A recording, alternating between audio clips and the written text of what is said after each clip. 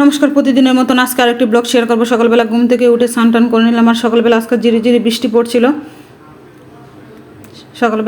পড়ছিল, তারপরে স্নান টান করে পূজা দিয়ে আসলাম। তারপরে আজকে রুটি বানালাম আর একটু হালুয়া রান্না করলাম, কারণ অনেক দিন ধরে হালুয়া খেতে মন চাইছিল, কিন্তু হালুয়া বানাতে পারলাম না। কারণ হালুয়া তো আপনার ভাই আর আমি খাবো, মেয়েও খাবে না, ছেলেও খাবে না। তারা ডিম দিয়ে রুটি খাবে, মেয়ে তো ডিম দিয়ে রুটি খাবেই না, ছেলে শুধু ডিম দিয়ে রুটি খাবে।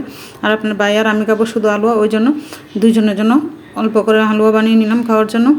অনেক দিন পরোটা দিয়ে হালুয়া খেলাম, অনেক ভালো লাগলো। আর ওইটা ছিল ছেলের নাস্তা, ছেলের জন্য পরোটা আর ডিম ভাজি করে দিলাম ছেলের খাওয়ার জন্য। ছেলে হালুয়া পছন্দ করে না। তারপরে দুপুরে কী কী রান্না করবো সবগুলোতে শেয়ার করি প্রত্যেকদিন আপনাদের সাথে। দুপুরে আজকে মাছ দিয়ে মাছের বোনা করব, আর মাছের মাথা দিয়ে বেগুন আলু দিয়ে একটা রসা করব, আর পটল ভাজি করব। ডাল তো আছেই সাথে, ডালের কথা তো বলে আর কোনো লাভই নেই।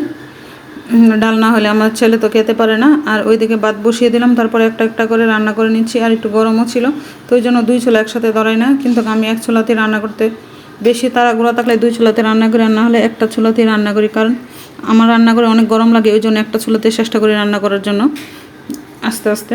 আর আমি আস্তে আস্তে বেশিরভাগ রান্না করি, একসাথে মানে দুনো চুলাতে বসে চটপট এত তাড়াগুড়ো করে রান্না করতে পারি নাই।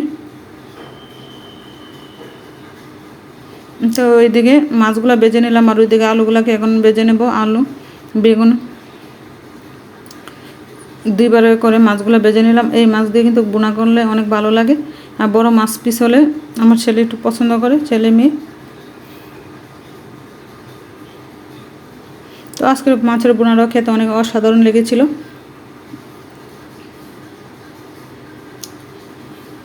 আপনার ভাই তো আমাকে বলে, আপনাদের ভাই একমাত্র তোমার রান্না খালে আমার ভালো লাগে, বুঝছেন, আর আমাকে ভালো লাগে না। ওইটা কীরকম ধরনের কথা আপনারা সবাই আমাকে কমেন্ট করে বলবেন। যে মানুষের রাগ বেশি, এই মানুষের ভালোবাসাও বেশি থাকে। আমার হাজব্যান্ডের একটু রাগও বেশি, আবার ভালোবাসাও একটু বেশি। আর ওইদিকে মাছগুলোকে ভাজি করে বোনা করে নিলাম। আর আলু বেগুন দিয়ে একটা রসা রান্না করব মাছের মাথা দিয়ে, কারণ দুইটা মাছের মাথা ছিল, ওইটা দিয়ে ভেঙে একটু রসা করলে যেহেতু দুই বেলা খেতে হবে।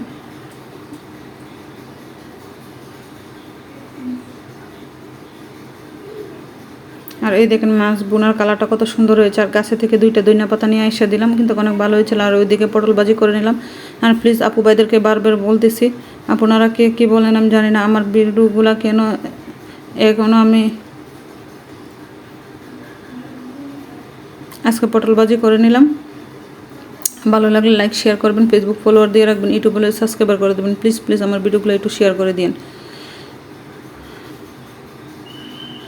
আর আজকে এই ছিল দুপুরের রান্নাবান্না। আর দুপুরে দেখেন তো বেগুন তরকারিটার কালারটা কত সুন্দর হয়েছে। আর এমনি বেগুন আলুর তরকারিটা একটু পছন্দ করে আপনার ভাই, আমার ছেলেও একটু বেগুন তরকারি পছন্দ করে। বেগুন তরকারি পছন্দ করে, আবার চুলকাইতেও ভালো লাগে, দুটোটাই একসাথে। আমাদের বাসায় বেশিরভাগই বেগুন একটু খাওয়া বেশি। আর এই ছিল দুপুরের রান্নাবান্না। আর সবাই একসাথে বসে খেতে অনেক ভালো লাগে। শুক্রবার আসলে আপনার ভাই একসাথে বাসায় থাকে যেহেতু।